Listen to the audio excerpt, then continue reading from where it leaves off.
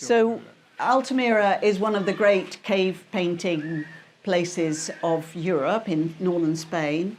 And we went there to look at the animals that were being drawn. But we were absolutely riveted because there was a diorama.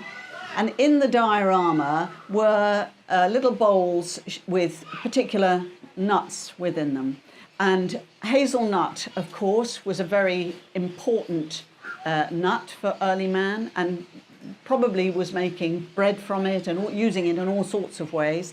So it was hazelnut, it was acorns, it was there was another fairly there were 5. Juniper. There was juniper, so that you could have your gin, but there was also what interested us very much: sweet chestnut, and also walnut. But walnut we know is so important for omega-3. So already you've got a fantastic range of very high amino fatty acids within the nuts, which are really important. But what was I going to say? I've lost my thread now. Well, some of the nuts, like hazel and walnut, of course, you can store. And that's it. They come in their pre-packaged state for over winter, and also for carrying around with you. You put them in the boat, because of course in those days people went round the seashore, and they went along the seashore to expand their territory. And you can see how, the Atlantic fringe was so important. You put them in your boat, it acts as ballast at the same time, and you've got your emergency supply of very, very important food.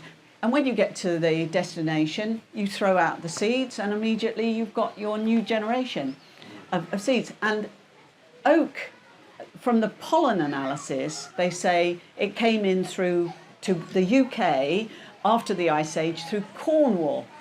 Well, that is just fascinating, because I've sailed between Truro and Morlaix in northern France. That's 100 miles of sea today.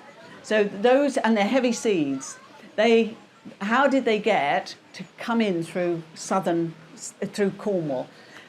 Is possible because people were mining already in those days, and we know that copper had been found in Ireland very early on, and copper and tin from Cornwall make bronze, and it's very possible that people were bringing their canoes up to Cornwall, planting oak trees to make the heat, to create the melting, so that you could form the alloy between the bronze and the tin, the copper and the tin, to then make bronze. So, I mean, it's pure speculation, but it hangs together, doesn't it? It's plausible, isn't it? It is, yeah. But how would they use some of the other nuts? So acorns, for example, because we don't eat acorns, but you can. I could be wrong here. You can blanch them, can't you? To make, and then you can use them. You can cook them. And you can put them in water, in a stream, in a bag, and the water washes the tannins, the strong tannins away. Oh, they were making bread from acorns and sweet chestnut, of course. They were doing all of that. Yeah. The thing that really interested us was they found walnuts in the caves. Well, that's very early finding of walnuts. We've always thought of it as an Asian, Southwest Asia species. But to find it at such an early stage, 18,000 years ago, is really interesting.